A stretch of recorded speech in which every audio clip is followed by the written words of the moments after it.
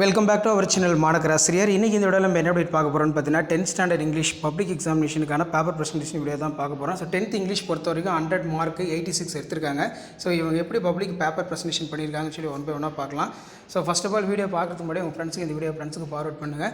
Exam போகிறதுக்கு முன்னாடி இந்த ப்ரெசன்டேஷனில் ஒரு கிளான்ஸ் நல்லா பார்த்துக்கோங்க. எப்படி வந்து பேப்பர் ப்ரெசன்டேஷன் பண்ணியிருக்காங்க, பப்ளிக் எக்ஸாம் கீ ஆன்சர் வச்சு எப்படி வேல்யூஷன் பண்ணியிருக்காங்க, ஸ்கிரிப்ட்டுக்கு வந்து எப்படி மார்க் கொடுத்துருக்காங்க, என்னென்ன கீ பாயிண்ட் வந்து எதிர்பார்க்குறாங்க.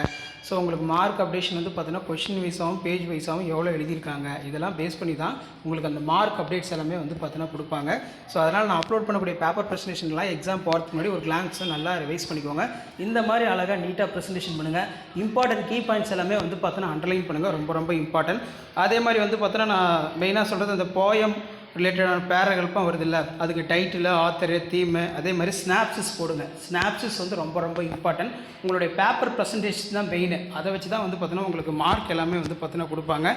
ஹேண்ட் ரைட்டிங் ரொம்ப ரொம்ப மஸ்ட்டாக நீட்டாக அழகாக எழுதுங்க. ஏன்னா இங்கிலீஷ் பொறுத்த வரைக்கும் தெளிவான ஹேண்ட் ரைட்டிங்கும் அதே மாதிரி கிராமட்டிக்கல் மிஸ்டேக் இது எல்லாமே வந்து பார்த்தீங்கன்னா பார்ப்பாங்க. ஸோ அப்போ அழகாக நீட்டாக ப்ரெசன்டேஷன் பண்ணுங்கள். இந்த மாதிரி அழகாக ப்ரெசன்டேஷன் பண்ணுங்கள். கொஷின் நம்பர் வந்து பார்த்திங்கன்னா போடலன்னா மார்க் தருவானுங்களா அப்படிங்கிற மாதிரி கேட்குறீங்க. சில டைம் வந்து கொஸ்டின் நம்பர் நீங்கள் போடலனாலும் அதை வேல்யூ பண்ணக்கூடிய ஸ்டாப் ஆன்சர் வந்து கரெக்டாக எழுதிருக்குன்னு சொல்லி மார்க் வந்து கொடுத்துருவாங்க. ஸோ முடிஞ்ச வரைக்கும் கொஸ்டின் நம்பர் வந்து போட்டுருங்க. லாஸ்ட்டாக 3 மணி நேரம் கொடுக்குறாங்கன்னா அதில் ஒரு 10 மினிட்ஸ் 5 மினிட்ஸ் அப்படியே வந்து செக் பண்ணுங்கள். கொஸ்டின் நம்பர்லாம் கரெக்டாக போட்டிருக்கோமா, எல்லா கொஸ்டினும் அட்டன் பண்ணியிருக்காமா, 1 மார்க்லாம் எழுதியிருக்கோமா அப்படின்னு சொல்லி அதை வந்து பார்த்துக்கோங்க. தமிழ் எக்ஸாம் ஓரளவுக்கு நமக்கு ஈஸியாக கேட்டாங்க. இப்போ இங்கிலீஷ் எக்ஸாம் வந்து எழுத போகிறீங்க. ஸோ அதனால் நல்லா வந்து பார்த்தீங்கன்னா ப்ரெசன்டேஷனை மெயினாக பாருங்கள். ஒரு தெரியாத கொஷின் கேட்டாலும் அதில் முக்கியமான கீ பாயிண்ட் போட்டு அழகாக வந்து பார்த்தீங்கன்னா நீட்டாக ப்ரெசன்டேஷன் பண்ணுங்கள். கண்டிப்பாக இந்த ஆன்சர் ஸ்கிரிப்ட் யூஸ்ஃபுல்லாக இருந்தால் வீடியோக்கு ஒரு லைக் கொடுங்க.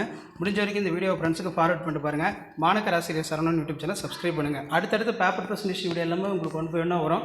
அந்த அப்டேட்லாம் வரதுக்கு மாணக்கராசிரியர் சரவணன் யூடியூப் சேனல் சப்ஸ்கிரைப் பண்ணி கீழே இருக்கக்கூடிய அந்த பெல் ஐக்கானை ப்ரெஸ் பண்ணி ஆல்னு செட் பண்ணி வைங்க.